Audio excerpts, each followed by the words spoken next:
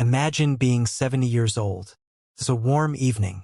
You're sitting outside your home, doing nothing special, just existing. Family nearby. Everything feels normal, safe. Then a white car drives past. And in the time it takes you to notice it, everything changes. No warning, no time to react. Just noise, chaos, and a moment you can't take back. My name is Faison, and this is a story about how one decision, made in seconds, can destroy lives that had nothing to do with it. Before we go any further, remember one name, Myra Hayes, Escambia County, Florida. It's not the kind of place you expect a story like this. Working-class neighborhoods, quiet streets, people who know each other. The kind of place where evenings are spent outside. June 24, 2024. Started like any other day. But stories like this don't begin in a moment. They start earlier, with anger that doesn't go away, with something left unresolved, with someone deciding that payback matters more than consequences. 3 young men, Terrence Gross Jr., Jaquaris Etheridge, and Trevian Moughton, were carrying something like that. We don't know every detail of what came before, but we know enough. They got into a stolen white Hyundai Elantra, all 3 of them armed, and they drove with a purpose. They were going to shoot someone. What they didn't think about, or didn't care about, was who else might be there. That same evening, Myra Hayes was sitting outside her home, 70 years old, not involved in anything, not expecting anything, just living a normal moment most people never think twice about.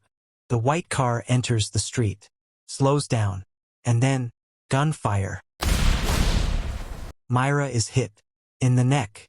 This is the part most stories rush through. But this is the part that matters. Because this wasn't a scene in a movie. This was a family watching someone they love collapse, without understanding why. Panic, confusion, someone shouting for help. A normal evening broken in seconds. When deputies arrive, Myra is still conscious. They don't stand back. They don't hesitate. They get down on the ground with her. Apply pressure. Keep her talking. Stay with me. You're okay. I've got you. That's not just training.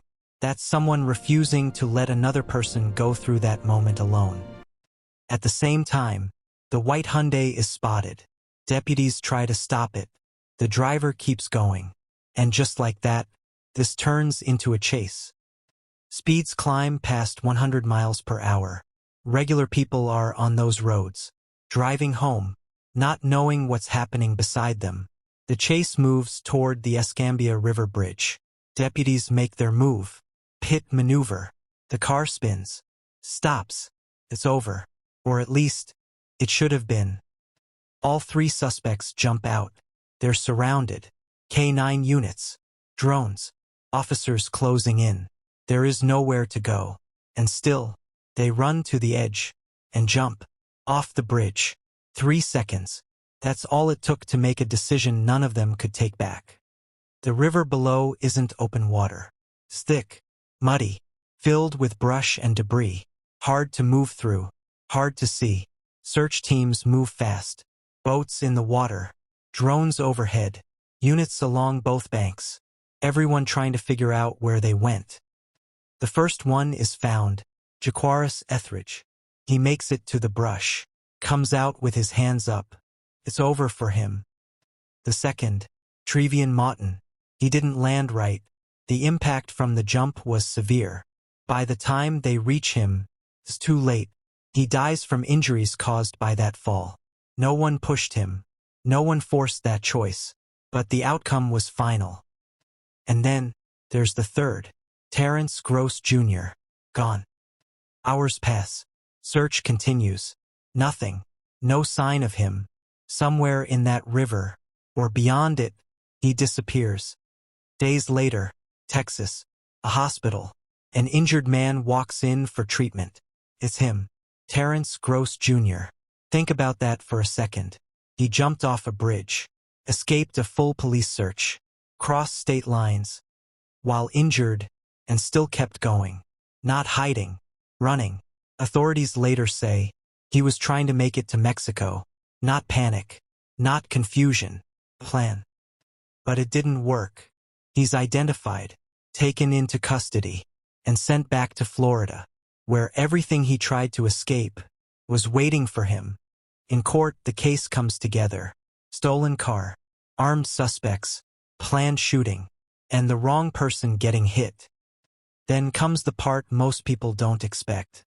Under Florida law, when someone dies during a felony, everyone involved can be held responsible, even if the person who died was one of them.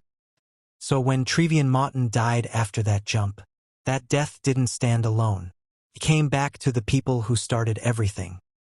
Terrence Gross Jr., found guilty, first-degree murder, fleeing law enforcement, shooting into a dwelling, sentence, life in prison, no parole, plus 30 years. This story has everything people expect. A shooting, a chase, a dramatic escape. But that's not what stays with you. What stays with you is a woman sitting outside her home on a normal evening who had nothing to do with any of it and still paid the price. Myra Hayes survived, and that matters because it could have ended very differently. But there's something else that's harder to shake. That moment before it happened, when everything was still normal, when nothing was wrong yet. A quiet evening, a front yard, a life moving forward like it always had. Then one car drove by, and everything changed. If you made it this far, thank you. I mean that. Now I want to hear from you. Do you think the felony murder charge was fair, or did it go too far? Let me know in the comments. And if you want more stories told like this, subscribe. I'll see you in the next one.